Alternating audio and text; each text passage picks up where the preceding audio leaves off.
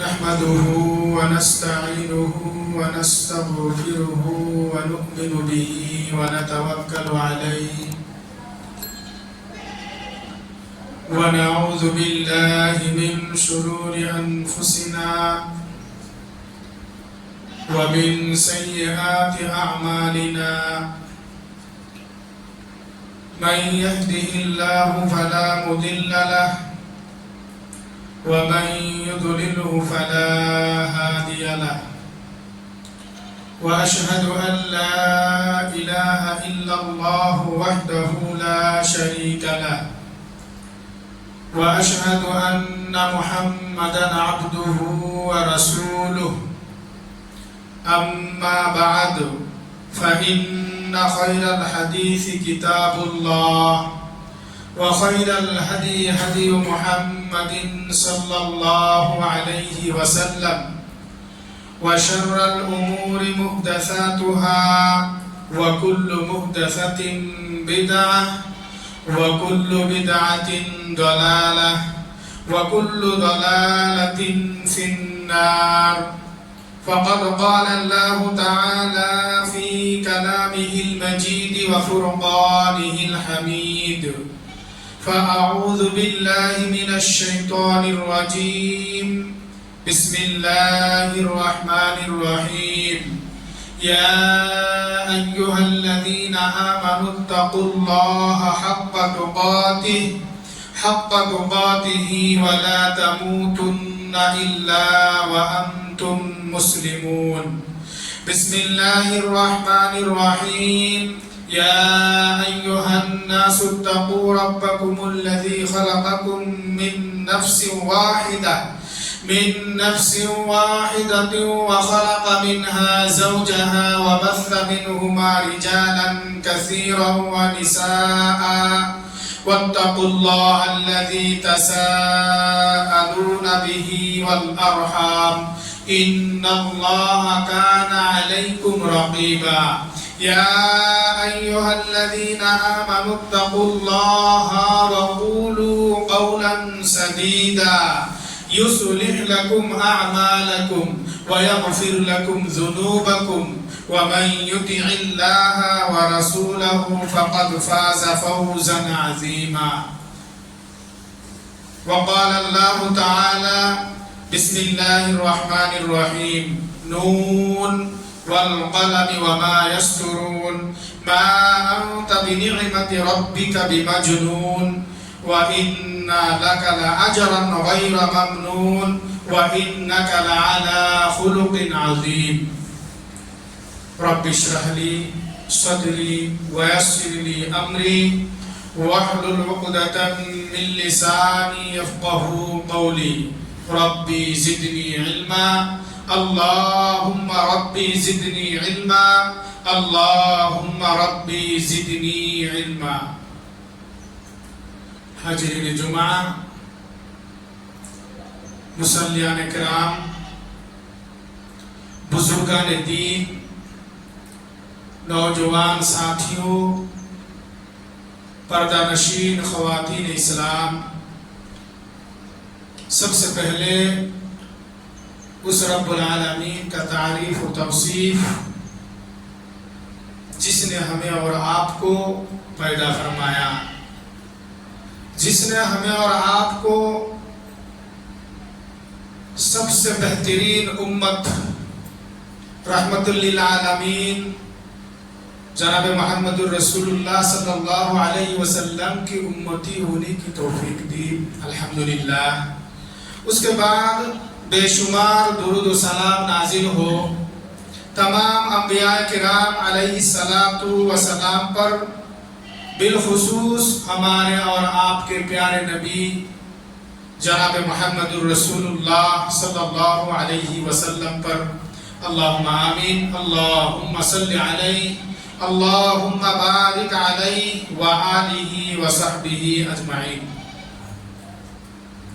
محترم سامعین و سامعات،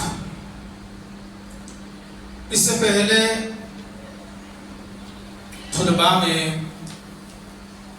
میں نے آپ حضرت کے سامنے توبہ و استغفار کے بارے میں کچھ باتیں رکھا تھا. توبہ و استغفار کی فضیلت،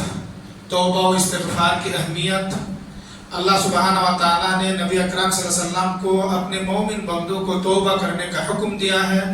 توبہ کرنے والوں کو اللہ تبارک و تعالیٰ معاف کر دیتا ہے. توبہ کرنے سے اللہ تبارک و تعالیٰ اس شخص پر بے حد خوش ہوتا ہے، اور اللہ تبارک و تعالیٰ توبہ کرنے والوں سے محبت کرتا ہے. یہاں تک کہ توبہ کرنے والوں کے لیے اللہ تبارک و تعالیٰ کے فرشتے بھی مغفرت کی دعا کرتے ہیں کہ رب العالمین جو لوگ توبہ کرتے ہیں تو اسے معاف کر دے، اسے بخش دے، اس کی گناہوں کو مٹا دے. لہٰذا ہمیں اور آپ کو چاہیے کہ توبہ کی اہمیت اور فضیلت کو سامنے رکھتے ہوئے ہمیشہ اللہ تبارک و تعالیٰ کے دربار میں توبہ و استغفار کرتے رہے. اللہ تعالیٰ ہم تمام کو زیادہ سے زیادہ توبہ کرنے والوں میں شمار فرمائے. اللہم آمین. محترم سامعین و سامعات، آج میں نے آپ حضرت کے سامنے اس مختصر خطبہ میں جس موضوع پر بیان کروں گا وہ ہے نبی کریم صلی اللہ علیہ وسلم کے اعلیٰ اخلاق. نبی صلی اللہ علیہ وسلم کے بہترین اخلاق و کردار. محترم سامعین و سامعات، جب ہم اور آپ صلی اللہ علیہ وسلم کے اخلاق و کردار کے بارے میں گفتگو کریں، ذکر کریں، تو ہمارے اور آپ کے ذہن میں ایک بات آنی چاہیے کہ آپ صلی اللہ علیہ وسلم اللہ تبارک و تعالیٰ کے بندے اور رسول تھے. آپ صلی اللہ علیہ وسلم تمام انبیاء کرام علیہ السلام کے امام تھے. آپ امام الانبیاء تھے. آپ تمام انبیاء کرام علیہ السلام کے سردار تھے. ہمیں اور آپ کو یہ بھی جاننا ضروری ہے کہ انبیاء کرام علیہ السلام کے، رسولوں کے اخلاق و کردار کو سنبھالنے والا، رسولوں کے سرپرست، مربی اللہ تبارک و تعالیٰ خود ہے. محترم سامعین و سامعات، جس شخص کے سرپرست و مربی خود اللہ سبحانہ و تعالیٰ ہے، یقیناً ایسے شخص کے اخلاق و کردار بہت ہی بہترین ہے. وہ شخص اخلاق و کردار کے بلندی پر رہتے ہیں. محترم سامعین و سامعات، ہمیں اور آپ کو یہ بات معلوم ہے کہ جب رسول اللہ صلی اللہ علیہ وسلم نے نبوت کے دعویٰ کیے، آپ صلی اللہ علیہ وسلم نے رسالت کو اظہار کیے، آپ صلی اللہ علیہ وسلم نے لوگوں کو اللہ تبارک و تعالیٰ کی طرف بلائے، دین اسلام کی طرف بلائے، تو مکہ والوں نے نہ جانے آپ صلی اللہ علیہ وسلم کو کیا کیا کہہ دیا. آپ صلی اللہ علیہ وسلم کو پاگل کہہ دیا، آپ کو دیوانہ کہہ دیا، آپ صلی اللہ علیہ وسلم کو مجنون کہہ دیا، آپ صلی اللہ علیہ وسلم کو جادوگر کہہ دیا، اور کچھ باتیں ایسے کہہ دیا. اللہ کے رسول صلی اللہ علیہ وسلم کو بہت طرح طرح سے ستائے. محترم حضرات، آج میں نے آپ حضرت کے سامنے رسول اللہ صلی اللہ علیہ وسلم نبوت کے دعوی دار ہونے سے پہلے کفار مکہ نے آپ صلی اللہ علیہ وسلم کو کیا کہا کرتے تھے، اس بارے میں کچھ باتیں رکھوں گا انشاءاللہ. میں سب سے پہلے اللہ تبارک و تعالیٰ سے دعا کروں گا کہ اللہ تعالیٰ مجھے قرآن اور صحیح حدیث پر بولنے اور ہم تمام کو سننے، سمجھنے اور اس پر عمل کرنے کی توفیق عطا فرمائے. اللہم آمین. محترم سامعین، سب سے پہلے اللہ تبارک و تعالیٰ نے نبی اکرم صلی اللہ علیہ وسلم کے بارے میں ذکر کرتے ہوئے قرآن مجید سورۃ القلم میں قسم کھاتے ہوئے فرماتا ہے، نون والقلم وما یسطرون. اللہ تبارک و تعالیٰ اس آیت کریمہ میں فرماتا ہے کہ قلم کی قسم اور اس کی جسے فرشتے لکھتے ہیں. نون والقلم وما یسطرون ما انت بنعمت ربک بمجنون. آپ کے رب کے فضل سے دیوانے نہیں ہیں، مجنون نہیں ہیں، پاگل نہیں ہیں. وَإِنَّ لَكَ لَأَجْرًا غَيْرَ مَمْنُونٍ، اور بے شک آپ کے لیے ختم نہ ہونے والے اجر ہے. وَإِنَّكَ لَعَلَىٰ خُلُقٍ عَظِيمٍ، اور یقیناً آپ عظیم اخلاق پر ہے، آپ کے اخلاق بہت ہی عظیم ہیں۔ محترم سامعین و سامعات، اس آیت کریمہ میں اللہ تبارک و تعالیٰ نے قسم کھاتے ہوئے رسول اللہ صلی اللہ علیہ وسلم کے اخلاق و کردار کے بارے میں شہادت دیتا ہے، فرماتا ہے کہ آئے نبی صلی اللہ علیہ وسلم، آپ کے رب کے فضل سے، یعنی اللہ تبارک و تعالیٰ کے فضل و کرم سے آپ مجنون نہیں ہیں، آپ پاگل نہیں ہیں، آپ دیوانے نہیں ہیں، بلکہ آپ کے لیے کبھی بھی ختم نہ ہونے والا اجر ہے، آپ کے لیے ایسا اجر، ایسا جزا، ایسا بدلہ رکھا گیا ہے جو کبھی بھی ختم نہیں ہوگا، اور آپ بہترین اخلاق والے ہیں، آپ سب سے بلند اعلیٰ اخلاق والے ہیں۔ محترم سامعین و سامعات، خود اللہ سبحانہ و تعالیٰ قرآن مجید میں رسول اللہ صلی اللہ علیہ وسلم کے اعلیٰ اخلاق کے شہادت دیتا ہے۔ محترم سامعین و سامعات، قرآن کریم میں رسول اللہ صلی اللہ علیہ وسلم کے اعلیٰ اخلاق کے بہت سارے آیاتیں موجود ہیں۔ صرف قرآن کریم ہی میں نہیں بلکہ اس سے پہلے آسمانی کتابوں میں بھی رسول اللہ صلی اللہ علیہ وسلم کے بہترین اخلاق و کردار کے بارے میں ذکر ہے، جیسا کہ صحیح بخاری کی ایک روایت ہے، حضرت عطا بن یسار رحمہ اللہ علیہ نے فرماتے ہیں کہ جب میں حضرت عبداللہ بن عمر بن عاص رضی اللہ تعالی عنہ سے ملا،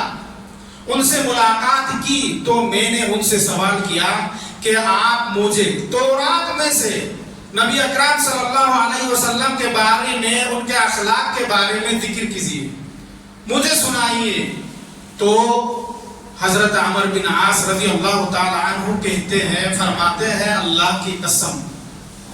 تورات میں بھی رسول اللہ صلی اللہ علیہ وسلم کی صفات مبارکہ، رسول اللہ صلی اللہ علیہ وسلم کے اعلیٰ اخلاق و کردار کے بارے میں جو ذکر ہے، وہی چیز قرآن میں بھی ذکر ہے، جو چیز تورات میں بھی ذکر کی گئی ہے وہی چیز قرآن کریم میں بھی ذکر کی گئی ہے، یعنی رسول اللہ صلی اللہ علیہ وسلم کے صفات مبارکہ کو، رسول اللہ صلی اللہ علیہ وسلم کے اعلیٰ اخلاق و کردار کو اس سے پہلے آسمانی کتاب اور تورات میں بھی ذکر کی گئی ہے۔ اس کے بعد آپ رضی اللہ عنہ فرماتے ہیں کہ اللہ تبارک و تعالیٰ نے قرآن مجید میں فرمایا، یا ایھا النبی انا ارسلنا شاہدا و مبشرا و نذیرا، اللہ تبارک و تعالیٰ فرماتا ہے کہ آئے نبی صلی اللہ علیہ وسلم، میں نے آپ کو خوشخبری دینے والا، گواہی دینے والا، ڈرانے والا بنا کر بھیجا ہے، اور آپ مکہ والوں کے لیے دیوار ہے، آپ کا نام متوکل ہے، یعنی آپ اللہ تبارک و تعالیٰ پر بھروسہ کرنے والا ہے، آپ نہ بد اخلاق ہے، نہ سخت مزاج ہے، نہ آپ بازاروں میں اونچی آواز میں بات کرنے والے ہیں، اور نہ ہی آپ برائی کا جواب برائی سے دیتے ہیں، بلکہ آپ تو درگزار معاف کرنے والا ہے۔ محترم سامعین و سامعات، حضرت عمر بن العاص رضی اللہ تعالی عنہ فرماتے ہیں کہ یہ صفت رسول اللہ صلی اللہ علیہ وسلم کی یہ صفت تورات میں بھی ذکر کی گئی ہے، رسول اللہ صلی اللہ علیہ وسلم کی یہ صفت تورات میں بھی موجود ہے، یعنی اللہ سبحانہ و تعالیٰ نے قرآن مجید میں فرماتا ہے کہ اے نبی صلی اللہ علیہ وسلم، میں نے آپ کو گواہی دینے والا بنا کر بھیجا ہے، میں نے آپ کو لوگوں کو خوشخبری دینے والا، بشارت دینے والا، جنت کی خوشخبری دینے والا بنا کر بھیجا ہے، اور جہنم کے عذاب سے، برے اعمال کے انجام سے ڈرانے والا بنا کر بھیجا ہے، اور آپ میرے بندے اور رسول ہیں، اور آپ مکہ والوں کے لیے دیوار ہے، حفاظت کرنے والے ہیں، آپ اللہ تبارک و تعالیٰ پر بھروسہ کرنے والے ہیں، نہ آپ کا اخلاق بد ہے، نہ آپ کے مزاج سخت ہے، نہ آپ بازاروں میں جا کر اونچی آواز سے بات کرنے والے ہیں، اور نہ آپ برائی کا جواب برائی سے دیتے ہیں۔ اگر آپ صلی اللہ علیہ وسلم کو کسی نے گالی دی ہے، آپ کبھی اسے الٹا گالی نہیں دیے۔ آپ کو کسی نے دکھ دیا، آپ کسی کو دکھ نہیں دیا، بلکہ آپ صلی اللہ علیہ وسلم بہت ہی معاف کرنے والے تھے، آپ بہت ہی نرم مزاج والے تھے، آپ کے دل بہت ہی نرم تھے۔ محترم سامعین و سامعات، اس حدیث مبارکہ سے ہمیں اور آپ کو جو بات معلوم ہوا ہے وہ یہ ہے کہ اللہ کے رسول صلی اللہ علیہ وسلم اللہ کے رسول ہونے کے باوجود آپ اللہ کے بندے تھے، اور اللہ تبارک و تعالیٰ فرماتا ہے آپ کو خوشخبری دینے والا بنا کر بھیجا اور ڈرانے والا بنا کر بھیجا ہے۔ اور یہ بھی معلوم ہوا کہ رسول اللہ صلی اللہ علیہ وسلم اللہ تبارک و تعالیٰ ہی پر بھروسہ کیا کرتے تھے، اور اس حدیث مبارکہ میں اس بات کی بھی شہادت دی گئی ہے کہ آپ کا اخلاق بد نہیں تھا، آپ بد اخلاق والے نہیں تھے، آپ بہترین اخلاق والے تھے، اور آپ کے مزاج سخت نہیں تھے، آپ کسی سے سختی سے بات نہیں کرتے تھے، بلکہ آپ نرم مزاج والے تھے، اور آپ بازاروں میں جایا کرتے تھے، لیکن بازاروں میں جا کر اونچی آواز سے باتیں نہیں کیا کرتے تھے، اور آپ کو اگر کوئی برائی کیا کرتے تھے آپ کے ساتھ، آپ کو گالیاں دیتے تھے، پھر بھی آپ اس برائی کا جواب برائی سے نہیں دیتے تھے، بلکہ آپ اسے معاف کر دیا کرتے تھے۔ محترم سامعین و سامعات، اسی طرح سے رسول اللہ صلی اللہ علیہ وسلم نبوت سے پہلے کیسے تھے، اس کا گواہ کفار مکہ دیتا ہے۔ کفار مکہ کے زبان سے سنیے ایک مشہور واقعہ جو علامہ صفی الرحمن مبارک پوری نے الرحیق المختوم میں بیان کیے ہیں۔ فرماتے ہیں کہ جب رسول اللہ صلی اللہ علیہ وسلم کی عمر 35 سال کی تھی، تب مکہ والوں نے یہ رائے پیش کی کہ مکہ کو دوبارہ تعمیر کی جائے، مرمت کی جائے، کیونکہ بیت اللہ جب اس بیت اللہ مکہ کے گھر جو بیت اللہ ہے کعبۃ اللہ، وہ مکہ کے جس جگہ میں موجود تھی وہ مکہ سے نیچائی میں تھے، اور برسات کے موسم میں بارش کے پانی ادھر ہی آیا کرتے، تو اس کے وجہ سے مکہ کی دیوار کمزور ہو گئی تھی، جس کے وجہ سے مکہ والوں نے یہ رائے پیش کی کہ اس کو دوبارہ جو ہے تعمیر کی جائے۔ چنانچہ اس کو تعمیر کرنے کے لیے تمام جماعت کے لوگ، تمام قبیلے کے لوگ، تمام خاندان کے لوگ شرکت فرمائے، یہاں تک کہ ہمارے حضرت صلی اللہ علیہ وسلم بھی شریک ہوئے، جبکہ آپ نبی نہیں ہوئے، آپ 40 سال کی عمر میں نبی ہوئے تھے، 35 سال کی عمر میں یہ حادثہ پیش آئی، تو رسول اللہ صلی اللہ علیہ وسلم اپنے کندھے پر پتھر اٹھا کر وہاں لے جا کر کے رکھتے تھے، اس میں آپ صلی اللہ علیہ وسلم شریک ہوئے۔ کہتے ہیں کہ جب وہ گھر بنا کر تیار ہو گیا، مکمل ہو گیا کعبۃ اللہ کو بنا کے، تو اس پتھر حجر اسود کو اس جگہ پہ رکھنے کے لیے جہاں حضرت ابراہیم علیہ السلام نے رکھے تھے، اس کو لے کر کے بہت بڑا جھگڑا پیدا ہو گیا۔ ہر قبیلے کے سردار چاہتے تھے کہ یہ کام ہمارے ہاتھوں سے ہو اور یہ عزت ہمیں حاصل ہو۔ ہر قبیلے کے سردار، ہر خاندان کے سردار یہی چاہتے تھے۔ کہتے ہیں کہ اس طرح سے 4 روز ہو گئے، جھگڑا طے نہیں ہوا۔ لگتا تھا کہ اس پتھر کے لیے مکہ میں خون کا ندیاں بہے گا، اس طرح جھگڑا ہونے لگا۔ تو چوتھے دن میں یہ ایک بزرگ آدمی جو قریش میں سے تھے، انہوں نے ایک رائے پیش کی کہ میری طرف سے ایک رائے ہے، میں ایک مشورہ دیتا ہوں کہ کل جو صبح سویرے سب سے پہلے حرام میں آئے گا وہی شخص اس کا فیصلہ کرے گا اور ہم وہی مان لیں گے۔ تو ان کے رائے پر تمام خاندان کے لوگ منظور ہو گئے، خوش ہو گئے، مان لیے۔ انشاءاللہ کل جو لوگ سب سے پہلے آئیں گے، جو شخص سب سے پہلے حاضر ہوں گے، اسی کی بات کو مانی جائے گی۔ یہاں تک کہ دوسرے دن ہر خاندان کے بڑے بڑے لوگ سویرے سویرے کعبہ میں پہنچنے کی کوشش کی، لیکن جو بھی آتے ہیں آ کر دیکھتے ہیں کہ ہمارے حضرت جناب محمد الرسول اللہ صلی اللہ علیہ وسلم سب سے پہلے آ کر حاضر ہو گئے ہیں، اور دیکھتے ہی تمام لوگ خوش ہو جاتے ہیں اور ایک زبان ہو کر کہتے ہیں کہ آمین آ گیا، آمین آ گیا، صادق آ گیا، یعنی سچے آدمی آ گئے، کبھی جھوٹ نہیں بولتے، وہ ہمیشہ سچ ہے، آمین ہے، امانت دار ہے۔ نہایت امانت دار شخص آ گئے، کیونکہ اللہ کے رسول صلی اللہ علیہ وسلم نبوت سے پہلے بھی کبھی دھوکہ بازی نہیں کرتے تھے، کبھی جھوٹ نہیں بولتے تھے، کبھی کسی کو گالی غلوظ نہیں کرتے تھے۔ آپ نہایت امانت دار تھے، کسی کی امانت کی خیانت نہیں کرتے تھے۔ مکہ میں آپ آمین سے اور صادق سے مشہور تھے کفار مکہ کے پاس۔ وہ ایک زبان ہو کے اس دن پہ یہ شہادت دیا کہ آمین اور صادق آ گئے۔ اللہ کے رسول صلی اللہ علیہ وسلم سے کہا گیا کہ آپ جو رائے پیش کریں گے، آپ جو فیصلہ کریں گے، ہمیں وہ منظور ہے۔ اللہ کے رسول صلی اللہ علیہ وسلم بہت ہی بہترین تدبیر پیش کرتے ہیں۔ آپ صلی اللہ علیہ وسلم اگر چاہتے تو وہ اپنے سے کر لیتے، کیونکہ پورے خاندان کے لوگوں کا کہنا تھا آپ جو کریں گے ہمیں وہ منظور ہے، لیکن آپ صلی اللہ علیہ وسلم نے سب کے خاطرداری کرتے ہوئے اپنے چادر جو ہے زمین پر بچھا دیا، اور آپ نے اس پتھر کو اس چادر کے بیچ میں رکھ دیا۔ رکھنے کے بعد ہر قبیلے سے ایک ایک آدمی کو بلانے کے بعد آپ صلی اللہ علیہ وسلم نے فرماتے ہیں کہ سب لوگ اس کے کنارے کو پکڑو اور اس چادر کو اٹھا کر وہاں تک لے جاؤ جہاں اسے رکھنا ہے۔ چنانچہ سب لوگوں نے اسے اٹھا کر وہاں تک لے گئے۔ اس کے بعد اللہ کے رسول صلی اللہ علیہ وسلم اپنے ہاتھوں سے وہ پتھر کو اٹھا کر اس جگہ رکھ دیے جہاں حضرت ابراہیم علیہ السلام نے رکھے تھے۔ محترم سامعین و سامعات، اس بہترین تدبیر سے آپ صلی اللہ علیہ وسلم نے اس جھگڑے کو مٹا دیا، اور تمام خاندان کے لوگ آپ صلی اللہ علیہ وسلم پر خوش ہو گئے، اور قریش کے سر سے ایک بہت بڑی لڑائی کا مصیبت ٹل گئے۔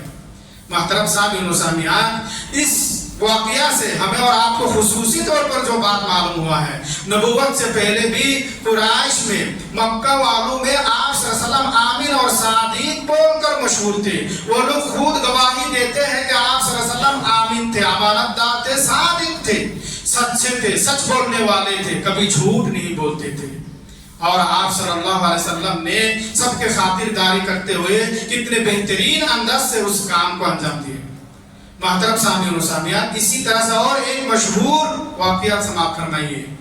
مکہ والوں میں آپ صلی اللہ علیہ وسلم صادق تھے، سچ بولنے والے تھے۔ صحیح بخاری کی روایت ہے، صلح حدیبیہ کے موقع پر رسول اللہ صلی اللہ علیہ وسلم نے شاہ روم کے نزدیک، روم کے بادشاہ کے نزدیک ایک خط لکھ کر بھیجے تھے،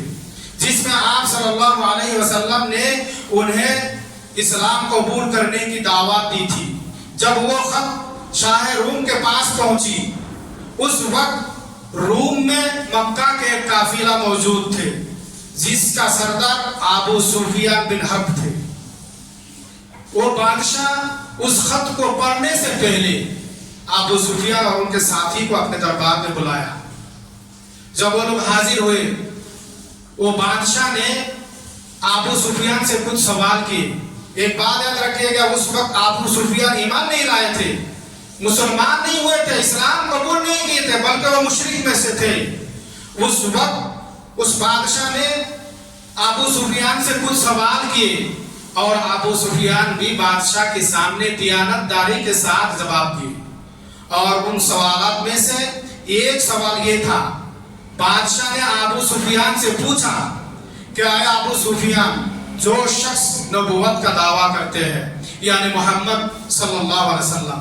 وہ نبوت سے دعویٰ کرنے سے پہلے تم نے یعنی مکہ والوں نے کبھی ان پر جھوٹی الزام لگائی تھی؟ تم نے کبھی ان پر جھوٹی الزام لگائی کہ انہوں نے جھوٹ بولتے ہیں؟ نبوت سے دعویٰ کرنے سے پہلے محمد صلی اللہ علیہ وسلم نے کبھی جھوٹ بولتے تھے؟ ابو سفیان کہتے نہیں، کبھی جھوٹ نہیں بولتے تھے، کبھی ہم نے ان پر جھوٹا الزام نہیں لگائے۔ اس کے بعد بادشاہ ابو سفیان سے پوچھتا ہے کہ ابو سفیان، وہ شخص جو نبوت کا دعویٰ کرتے ہیں یعنی محمد صلی اللہ علیہ وسلم، تمہیں کس بات کا حکم دیتا ہے؟ ابو سفیان جواب میں کہتا ہے کہ انہوں نے ہمیں اس بات کا حکم دیتا ہے کہ تم ایک اور اکیلے اللہ کی عبادت کرو، اس کے ساتھ کسی کو شریک نہ کرو، اپنے آبا و اجداد کے پیروی سے پرہیز کرو، آبا و اجداد کے پیروی نہ کیا کرو۔ اور انہوں نے ہمیں یہ بھی حکم دیتا ہے کہ नमाज कायम करो, अब खुद को पाक दमानी रखा करो, सिला रहमी किया करो। उसके बाद बादशाह जब उनके जवाब को सुन लेता है, सुनने के बाद बादशाह अबू सुफियान से उनके साथियों को कहता है, क्या अबू सुफियान, तुमने जो बात अभी मेरे सामने कही कि वो शख्स नबूवत से पहले कभी झूठ नहीं बोलते थे, ये सच है? और उन्होंने तुम्हें इस बात का हुक्म देता है कि एक अल्लाह की इबादत करो, अल्लाह के साथ किसी को शरीक ना करो, आबा व अजदाद की पैरवी ना किया करो, और तुम्हें नमाज पढ़ने का हुक्म देता है, सच बोलने का हुक्म देते हैं, और सिला रहमी करने का हुक्म देते हैं, पाक दमान रहने का हुक्म देते हैं। अगर तुम्हारी बात बरहक है, तुम्हारी बात सच है, तो मुझे पक्का यकीन है जो शख्स लोगों पर झूठ नहीं बोलते हैं, वो शख्स रब्बुल आलमीन के ऊपर कभी झूठ नहीं बोल सकते। जो शख्स इंसान पर, आदमियों पर, किसी शख्स पर झूठ कभी नहीं बोले, क्या वो शख्स रब्बुल आलमीन पर इतनी बड़ी झूठ बोल सकते हैं? मुझे पक्का यकीन है वो झूठ नहीं बोल रहे हैं। उसके बाद वो बादशाह फिर कहता है कि मुझे यकीन था कि वो शख्स तशरीफ लाने वाले हैं, मुझे मालूम था, मुझे इस बात पर यकीन था कि मोहम्मद सल्लल्लाहु अलैहि वसल्लम इस दुनिया में आने वाले हैं, लेकिन मुझे ये मालूम नहीं था, मैं ये नहीं जानता था, ये नहीं समझता था कि वो तुम में से होंगे। आया अबू सुफियान, अगर मैं कोशिश करता, अगर मैं कोशिश करके उनके पास, उससे पहले कहता है कि आया अबू सुफियान, मुझे इस बात पर भी पक्का और सच्चा यकीन है कि वो शख्स अनकरीब बहुत ही जल्द मेरे तख्त यानी मेरे बादशाहत का मालिक बन जाएंगे। और अगर मुझे इस बात पर यकीन था कि मैं कोशिश करके उनके पास पहुंच सकते, अगर मैं उनके पास पहुंच जाता, पहुंचने के बाद उनका कदम धोता, मैं उनके पायों को धोता। महतरम सामीउन व सामिआत, इस हदीस में मुबारका से, इस वाकया से हमें और आपको क्या मालूम हुआ? अबू सुफियान जब ईमान नहीं लाए थे, अबू सुफियान जब इस्लाम कबूल नहीं किए थे, उस वक्त भी बादशाह रूम के सामने ये तस्दीक दी है, ये शहादत दी है, ये गवाही दी है कि मोहम्मद रसूलुल्लाह सल्लल्लाहु अलैहि वसल्लम नबूवत के दावा करने से पहले कभी झूठ नहीं बोलते थे। और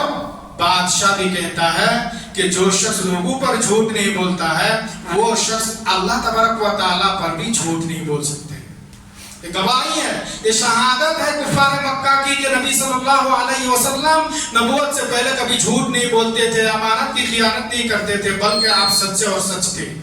इसी तरह से जब आप सल्लल्लाहु अलैहि वसल्लम पर वअंजिर आशिरतकल अक़रबीन आयत नाजिल हुई, तो नबी अकरम सल्लल्लाहु अलैहि वसल्लम कहाँ चले गए थे? सफा पहाड़ी पर सवार होने के बाद कुरैश को पुकारे थे। जब कुरैश के लोग आप सल्लल्लाहु अलैहि वसल्लम के पास हाजिर हुए, तो आप सल्लल्लाहु अलैहि वसल्लम फरमाते थे, क्या कुरैश के लोगों, अगर मैं तुमसे ये कहूँ कि इस पहाड़ के पीछे एक बहुत ही जबरदस्त फौज है,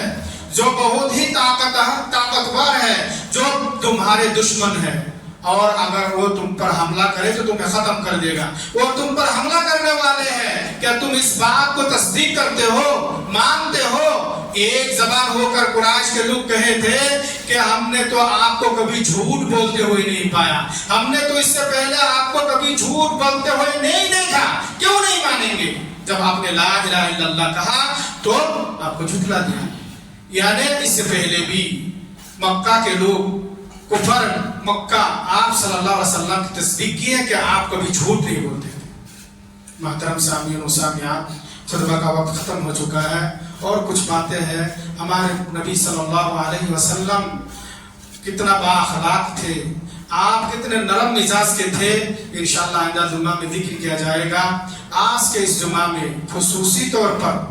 हमें और आपको जो बात मालूम हुआ है वो ये है कि अल्लाह के रसूल सल्लल्लाहु अलैहि वसल्लम अल्लाह के रसूल होने के बाद आप अल्लाह के बंदे थे, और आप तमाम अंबियाए किराम के इमाम थे, और आपके अखलाक बहुत ही बुलंदी पर थे, आप बहुत ही आला अखलाक वाले थे। अल्लाह तबारक व तआला की शहादत है। اسی طرح سے ہمیں اور آپ کو یہ بھی معلوم ہوا ہے کہ نبی اکرم صلی اللہ علیہ وسلم نبوت سے پہلے بہت ہی سچ بولنے والے تھے، سچے تھے، یعنی کفار کے نزدیک آپ صادق اور آمین بول کر مشہور تھے۔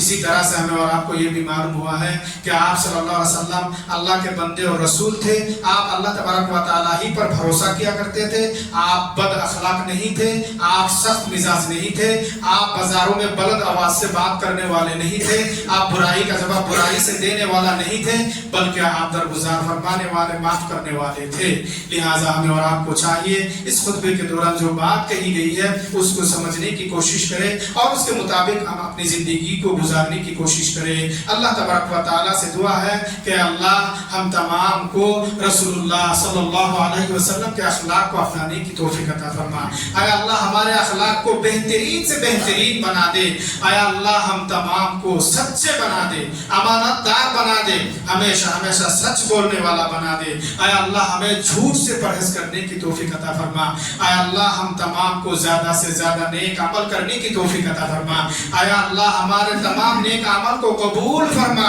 اے اللہ ہمارے گناہوں کو معاف فرما۔ اے اللہ ہمیں گناہوں سے پرہیز کرنے کی توفیق عطا فرما۔ اے اللہ ہمیں شیطان کے دھوکے اور فریب سے محفوظ فرما۔ اے اللہ ہمیں ہر قسم کی بالا و مصیبت، پریشانی، تکلیف سے محفوظ فرما۔ اے اللہ ہم میں سے جو بیمار ہے انہیں جلد سے جلد شفا کاملہ عاجلہ عطا فرما۔ اے اللہ ہمیں حلال روزی کمانے کی توفیق عطا فرما۔ اے اللہ ہماری روزی روٹی میں خیر و برکت عطا فرما۔ اے اللہ ہمیں حرام سے پرہیز کرنے کی توفیق عطا فرما۔ اے اللہ ہمیں عبادت گزار بنا دے۔ اے اللہ خاص کر کے ہم تمام کو 5 وقت کی نماز پابندی کے ساتھ ادا کرنے کی توفیق عطا فرما۔ اے اللہ ہم میں سے جو لوگ نماز قائم نہیں کرتے انہیں نمازی بنا دے۔ اے اللہ ہم میں سے جو لوگ گزار چکے ہیں، قبر کی زندگی میں ہیں، اے اللہ انہیں قبر کے عذاب سے معاف فرما۔ اللہم آمین یا رب العالمین۔ بارک اللہ لنا ولکم فی القرآن العظیم ونفعنا وإياكم بالآيات والذکر الحکیم،